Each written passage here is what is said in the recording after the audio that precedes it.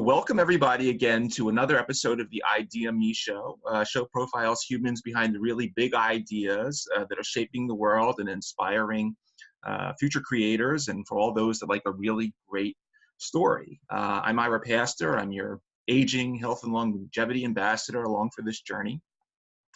And for the last few shows, we've been spending time at different levels of the hierarchical architecture of life and aging, and how these various integrated processes are extremely important for maintaining our daily health and wellness. And when things go wrong, the trickle down is unfortunately a wide range of chronic degenerative diseases responsible for human suffering and death. And unfortunately, a common overarching factor symptom theme that presents itself across many of these pathologies are various levels of pain. So the International Association for the Study of Pain describes pain as an unpleasant sensory or emotional experience associated with actual or potential tissue damage, or described in terms of such damage. It's an extremely complex and subjective phenomena in defining pain. There are different categories of pain, including the nociceptive, which represents your pain response to various tissue damages and may be subclassified according to the mode of stimulation, whether that be thermal or mechanical or chemical.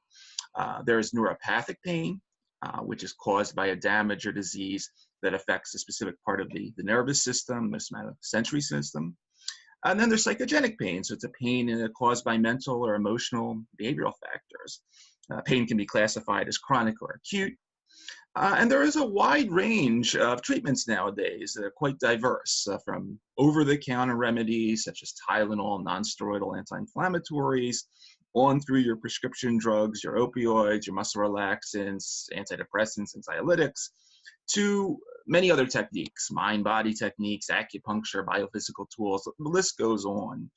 And this is extremely important because I sit here in the US, and CDC data from just last year estimates that about 20% of the adult population here is experiencing some type of chronic pain. That's a lot of people. Now, it's an exciting trend that in recent years, there have been many new pharmacologic targets discovered, including various cytokines, nerve growth factors, glial cells, cannabinoid receptors, NMDA receptors, ion channels. So it's becoming a very exciting time as we transition into a new era, which I like to refer to as sort of the post-opioid pain relief world. So today's guest, who I'm really excited about, who is going to take us further along this theme of where we are and where we're going, is Dr. Peter McNaughton. He is a professor of pharmacology at King's College London, also a member of the Wolfson Center for Age-Related Research. He's worked in several areas of neuroscience, including the cellular bases of various sensations, including vision, magnetic sensation, and pain. And of the pain topic, he focuses on a broad range of topics, including how we sense pain, but also the molecular and cellular bases of such pain. And his work is really moving along and is getting extremely exciting. There was a recent public announcement, including collaborations with Merck and the Wellcome Trust, making it a really exciting time for what he's doing. So with that introduction, welcome Dr. McNaughton to the show. Hello, Ira. How are you? Wonderful, wonderful. Thanks for coming on. So, I'd like to just start out. We typically give our guests the floor just to learn a little bit about you, your background, your sort of path through the world of physics and physiology and pharmacology, and how you found yourself now sort of at the epicenter of pharmacotherapeutic development in pain. Well, I've always been interested in the molecular bases of sensation. How do we see? Do we as humans have a magnetic sensation? That's still disputed. But I think as time went by, I became interested in doing something that had practical benefit. So not only doing good basic science, but trying to translate that into something that could actually get out there and treat people. So I think the theme of my work over the last 6, 8, 10 years or something like that has been actually trying to take some of the ideas that have been developed in my lab and take them through into actual treatments for real people suffering from real pain. Excellent, excellent. Before we transfer into your specific work, I want to ask you a more of a historic question on a fairly important matter. You know, I sit here on the East Coast of the United States in Philadelphia, and we have a major opioid problem, a major legal opioid problem in this country. It's estimated something like 80% of the opioid supply is consumed here. We have thousands of these, what are referred to as pill mill pain clinics, millions of people on opioids chronically. And, you know, I'm a pharmacist by undergraduate training, and I had a few semesters of pharmacognosy. And I do remember sort of the vast array of sort of historical crude drugs derived from opium. But the one thing I forgot was I didn't realize, you know, how long ago morphine as a defined alkaloid, it was characterized. You know, it's almost 200 years. And I sort of like your thoughts on basically why up until this point sort of opioids have held this seat at the table as sort of the king of pain relief for so long. Is it because they're that good? Is it because they're addictive? Or does it say something about sort of the difficulties in developing drugs for pain that they've hung around for so long? Well, I think the main reason why opioids have hung around for so long is that they really work. If you're in pain, you take an opiate, your pain goes away. And this is thought to be an interaction at the point where your pain-sensitive nerve fibers actually enter the spinal cord and where they communicate to the second-order neuron in the spinal cord. And somehow the pain is shut off at that point. And so they're tremendously effective. Of course, they have a major side effect burden as well: addiction, respiratory depression, constipation. You know, constipation may sound rather funny, but you know, if you're an elderly person, it can be a serious medical problem. So, I mean, the question really is, by an improved understanding of the molecular basis of pain, where actually pain comes from, can we develop better analgesics than opium? Opium, of course, came from folk medicine. It was known to the Babylonians 5,000 years ago. And, you know, there's no science there at all. I mean, there's a certain amount of science involved in understanding more recently how opium actually works, of course. But, you know, in terms of development of the drug, there was no science at all. It was a folk remedy, very effective one at that. I don't mean to disrespect opium, but you know, it does have some major side effects. Sure. Yeah, it's and those side effects, unfortunately, we're seeing them all too frequently nowadays. That's right. Yes, you mentioned illegal opioids, and people obtaining opioids illegally, but there are a lot of people who have obtained their opioids perfectly legally. Right. They're prescribed by the doctors because they're real people in real pain, and I'm not saying there's anything illegal here at all. But they suffer from the side effects, particularly elderly people who suffer from constipation, and respiratory depression is something that's rather seldom talked about, but this reduces the drive to inspire, and particularly while people are asleep. So a lot of deaths from opioids are prescription opioids prescribed often to elderly people, and they just die in the night. And they're elderly, so nobody wonders about that at all. They just think the time had come, but it was actually the opiate that killed them. Terrible situation.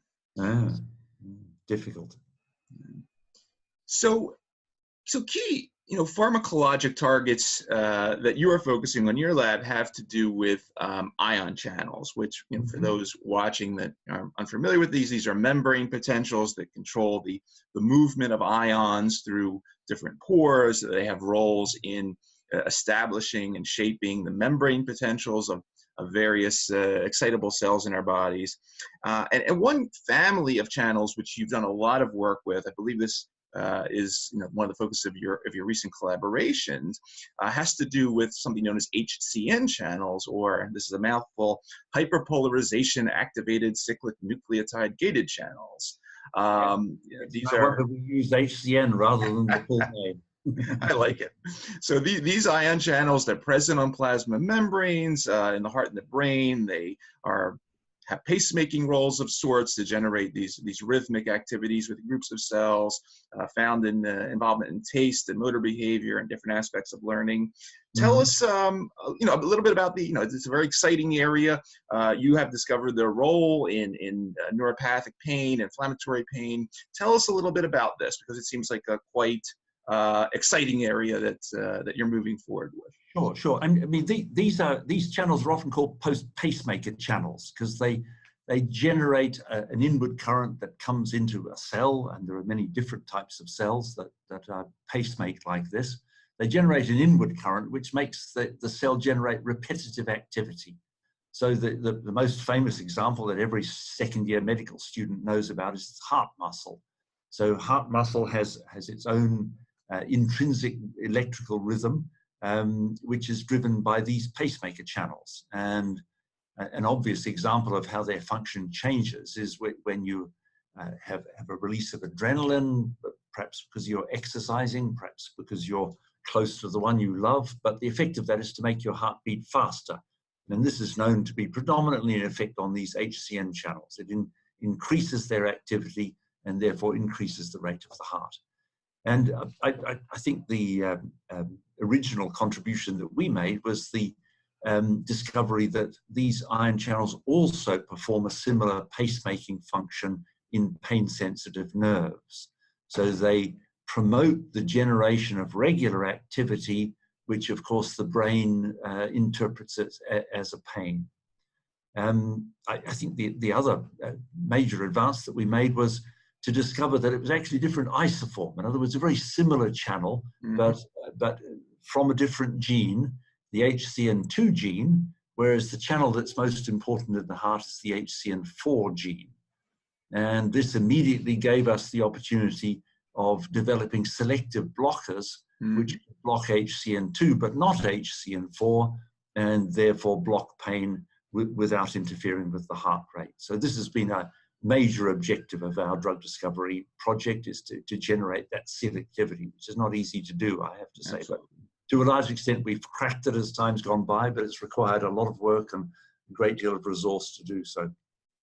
Excellent. Now that's pharmacology 101, I guess. And so that's amazing for you. Exactly.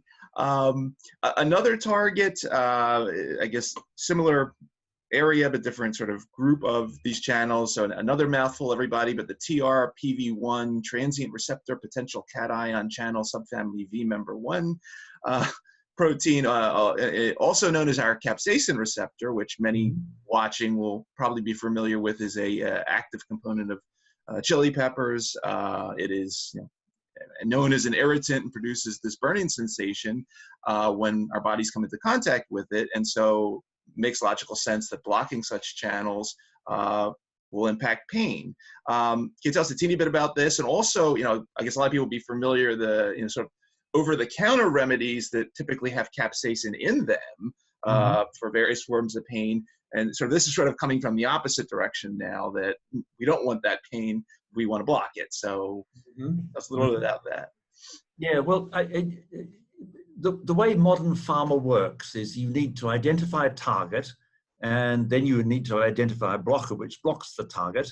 And if the target, which is a protein molecule in the case of HCN2 or TRPV1, if the target is responsible for driving pain, you block the target, you block the pain. And there was a tremendous amount of excitement when David Julius's group at UCSF first cloned this TRPV1 channel, and because this was shown not only to respond to capsaicin, the chili pepper constituent, but also to respond to heat.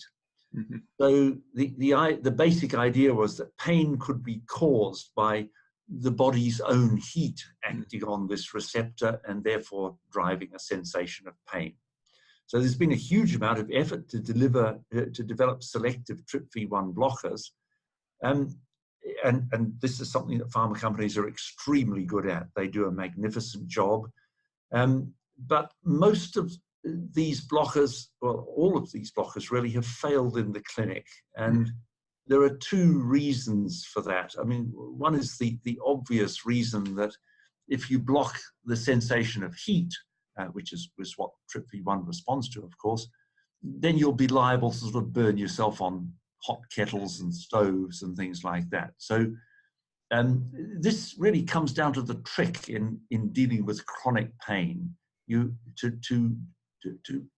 attack chronic pain, you need to have a pharmaceutical which will block chronic pain, but not block acute pain, because we need acute pain to defend ourselves against injury, to sense things that are dangerous, like bricks dropping on your toe or Sure. hot kettles that will cause a burn. So unfortunately, TRPV1 blockers block both. They have some effect on chronic pain, but they also have an effect on acute pain. Now, the second problem, which I don't think could have been anticipated in advance, is that TRPV1 blockers cause a rise in body temperature. This is not very well understood, but it's probably due to interaction with TRPV1 receptors in the gut. Okay. Now, if you take a pharmaceutical which causes your body temperature to rise, if you're a normal person, that won't do you any particular harm. But if you're, let's say, a child which is running a fever or something like that, and you're already at 40 degrees with your fever, and if the blocker causes the temperature to rise up to 41, then you're in brain damage territory. Sure. Because there's a very small temperature gap between a fever and actual brain damage. So this has rightly been recognized as an extremely serious side effect, and it's really stopped, I think, almost all of the TRPV1 drug development programs. There have been a lot of attempts to get around this, and very sensible attempts, but it's not been cracked to date. Makes sense. Makes sense. Moving then a little bit away from pharmacologic agents, one of the areas, as you mentioned in your bio, that you have focused on in the past are sensations of sort of magnetic sensations, I guess how the body senses magnetic fields and so forth, or maybe endogenously generated magnetic sensations. I'm very interested in this because my previous employer from some years back, GlaxoSmithKline, recently invested a tremendous sum of money, upwards of almost $1 billion, in what they call electroceuticals. So they've set up this independent business unit to basically figure out how to get the drug out of the way and just deal with some type of electrical or magnetic signaling event that will mimic a drug. I mean, obviously sort of various devices and tools over the years have been promoted for pain relief using some type of physical stimulation. This is the first time I ever saw, a big pharma company get involved in the space. But do you see some connection between your work in magnetic sensing and pain sensing? And is there potentially a therapeutic linkage here with such tools at some point? Yeah, actually, I was really working on something different, which was how animals sense magnetic fields. So fish and birds are very sensitive to magnetic fields, and they use the Earth's magnetic field to navigate. This is well established. And the question of whether humans might detect magnetic fields is still disputed. It's actually very difficult to work out because a number of technical reasons. If you put people in a magnet and change the magnetic field, that magnet makes a kind of clicking noise when it shifts, and people pick the clicking noise rather than the magnetic field. So, so I just getting back to your original question, is whether electrical stimulation can actually provide analgesia. I mean, there are a number of devices sold which give electric shocks through the skin, etc. And it's very difficult to say whether they work or not. It's not a dramatic effect, shall we say. They may have some effect,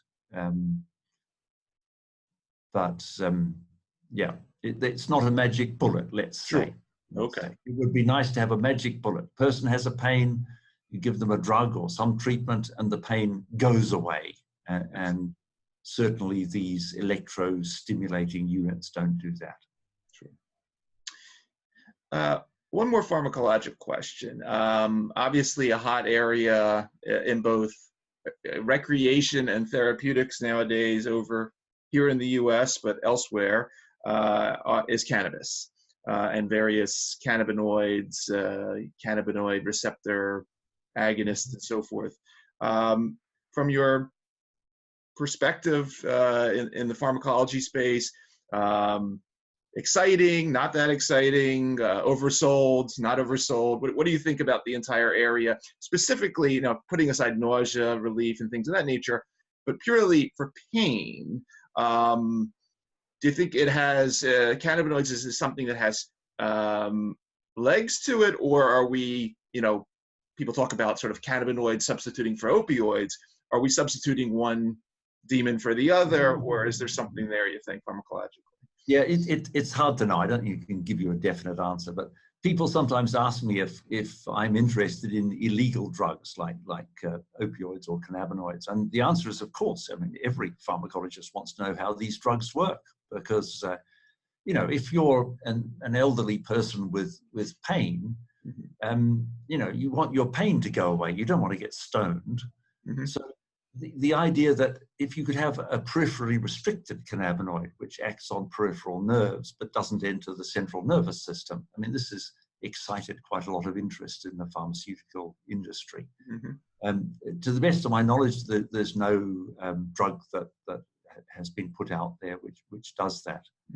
You know, there's plenty of anecdotal evidence that cannabinoids actually do give pain relief, but it's often in rather complex syndromes where there might be all sorts of different things going on, like multiple sclerosis, for instance. Sure. I mean, my personal view is that I always say to people that ask me about getting pain relief for some horrible pain condition, is you have to try many different things, and you know, I wouldn't like to be in excruciating pain every day of every week. It would be horrible. So if I was in that position, I would certainly try cannabinoids, legal or not, illegal or not. But you know, it has to be said that the cannabinoids come with a big burden of you know, psychotropic effects.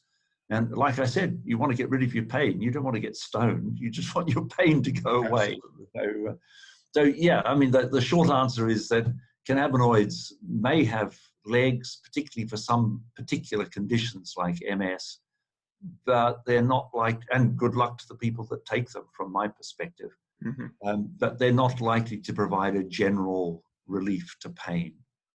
Partly because they don't seem to work very well, and partly because there may be some relief, but it's not a magic bullet, and partly because of the psychotropic side effects. Does that make sense? No, it makes perfect sense. It makes perfect sense. That's why I wanted to hear your expertise on it, because it's, you know, it's one of the set there, and you know, it's always interesting to, you know, in an area like this, which hasn't moved too much over the years, to think about what's going to be that, you know, whatever they call the blockbuster. But it sounds like what you're doing on the ion channel front is most likely going to be it. So yeah.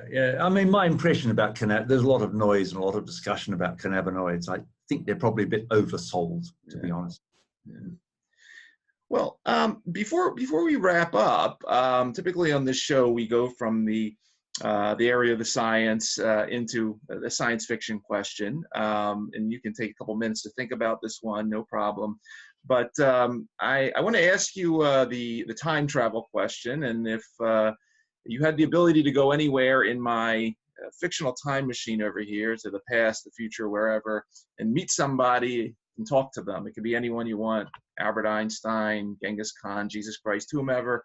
Who would you like to meet, and what would you like to talk to them about? And take your time with that one.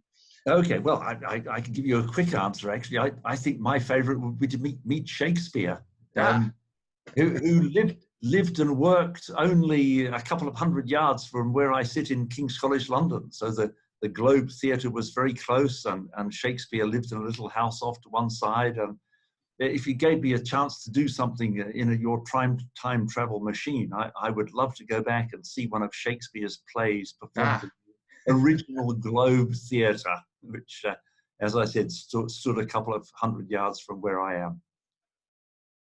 Wonderful. Outstanding. Outstanding. Well, once again, Dr. Peter McNaughton, Professor of Pharmacology, King's College London, Wolfson Center for Age-Related Research. Thank you so much for coming on the show. I really wish you great luck with the translational programs and ushering in a new era of pain relief. I think, you know, we've been waiting decades for it, and I'm very excited to watch your research and continue to see it progress, especially with the big partners you have now. And hopefully I won't need them, but yeah, I'm getting up there in my age myself, and if I need painkillers, I want something beyond the opiates. So very excited. Thank you very much, Ira. It's been very entertaining talking to you, and thank you for the invitation. It's been great. Really appreciate your time. All the best.